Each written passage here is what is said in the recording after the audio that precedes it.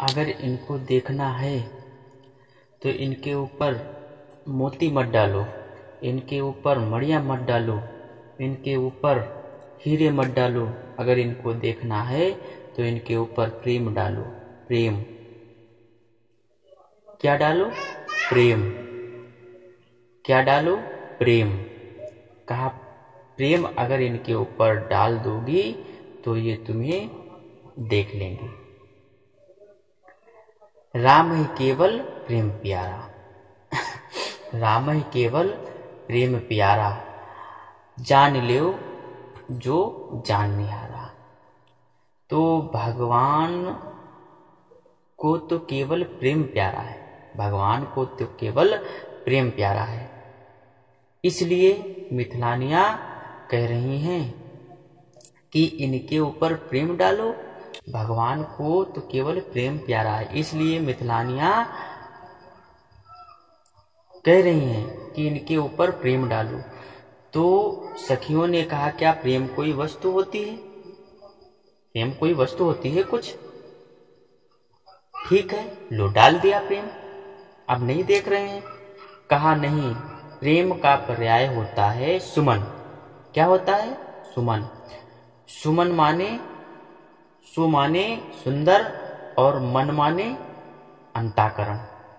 जिसका मन सुंदर हो, जिसका अंताकरण सुंदर हो, भगवान उसी की ओर देखते हैं। समझ गए ना? सुंदर अंतःकरण होना चाहिए। और दूसरा वस्तु के रूप में सुमन। सुमन माने होता है फूल। सुमन माने होता है फूल। पुष्प वस्तु भी है और सुमन का पर्याय क्या होता है? सुमन का पर्याय क्या है? पुष्प। और पुष्प माने सुमन, सुमन माने सुंदर अंतःकरण, सुंदर मन, सुंदर अंतःकरण। तो कहा कि सुमन का पर्याय है पुष्प, पुष्प को डाल दो। तो किसी ने कहा माला बना करके डाल दो, किसी ने कहा माला बना करके डाल दो। भगवान शंकर ने कहा चतुर्सखी के रूप में माला सामने से डाली जाती है और ऊपर से पुष्पों की बारिश की जाती है, पुष्प बरसाए जाते हैं। क्या? पुष्प की बारिश की जाती है और माला सामने से डाली जाती है। तो कहा पुष्प की वर्षा करो, पुष्प की वर्षा करो। ये पुष्प की वर्षा क्यों हुई? इसका क्या संकेत है? जरा गौर करना। बहुत बढ़िया भाव है, बहुत बढ़िया बात है। पुष्प की वर्षा क्यों हुई, इसका क्या संकेत है? जरा गौर करना, बहुत बढ़िया बात है। इसमें भगवान शंकर ने कितना बढ़िया क्रम जोड़ा है। इस क्रम से कितना सुंदर प्रभाव पड़ा है कि जैसे गोस्वामी जी कहते हैं भगवान शंकर के कहने से, चतुर्सखी के कहने से, भगवान शंकर के कहने से यानी चतुर्सखी के कहने से मिथिलानियों ने पुष्प की वर्षा की। ही हर्षे बरसे सुमन, सुमुख सुलोचन वृंद, और जाए जहां जहां बंधु दो तहाँ तहाँ परमानंद। और जैसे पुष्प की वर्षा की तो भगवान ने पुष्पों की वर्षा को देखा।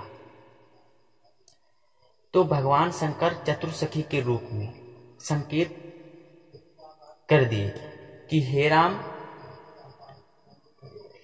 राम भद्रजू, जिंदगी भर मिथिला में घूमते रहो लेकिन किशोरी जी के दर्शन नहीं मिलेंगे। किशोरी जी मिलने वाली नहीं है। हम पुष्प डाल के ये संकेत कर रही हैं कि 7:30 बजे पुष्प वाटिका में पहुंच जाना। हमारी जिम्मेदारी है कि हम मुलाकात करा देंगे, लेकिन कल 7:30 बजे पहुंचना पड़ेगा। अब तो राम जी ने जहां इतना ऐसा दृश्य देखा तो राम लौटने लगे। जैसे इतना दृश्य देखा राम लौटने लगे। तो लक्ष्मण जी ने कहा प्रभु अभी तो मिथिला देखी नहीं गई, अभी मिथिला ठीक से देखी ही नहीं गई और लौट क्यों रहे हो? राम जी ने कहा तुम्हें क्या लेना देना, तुम्हें क्या लेना देना, देखना है तो देखो, देखना है तो देखेंगे, नहीं देखना है तो नहीं देखेंगे। कहा चलो लौटो, हम मिथिला नहीं देखने आए हैं।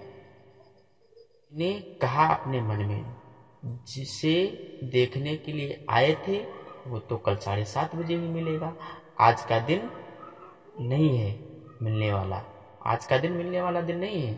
अब भगवान राम के आगे एक धर्म संकट आ गया, भगवान राम के आगे एक धर्म संकट आ गया। देखो भाई, आशीर्वाद की बात बहुत विचित्र है, बहुत विचित्र है ना। जैसे राम लौट करके गुरुदेव के पास आए,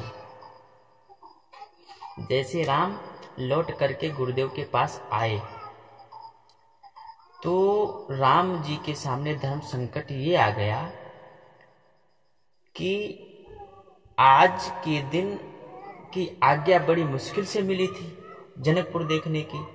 अब हम गुरुदेव जी से ये नहीं जो है जाकर के कह पाएंगे कि कल हमें गुरुदेव 7:30 बजे पुष्प वाटिका जाना है, हम नहीं कह पाएंगे।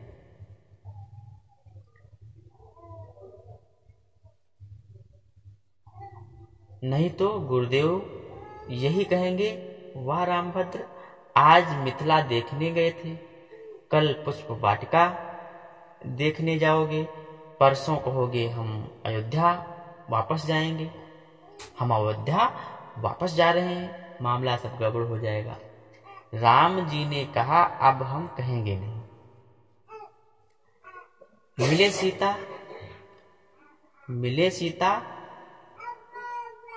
मिले सीता जी चाहे ना मिले, कुछ उनकी भी ड्यूटी है कि हमारी पूरी, उनको भी सोचना चाहिए था, लेकिन नहीं मिली, कोई बात नहीं, योग नहीं था, समय नहीं था, लेकिन हम कहेंगे नहीं कि हमें पुष्प वाटिका जाना है।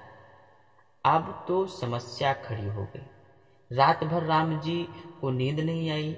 जब रात्र भर राम जी को नींद नहीं आई तो उसी समय भगवान राम बैठे थे। गुरुदेव शिष्य की हृदय की बात समझ गए।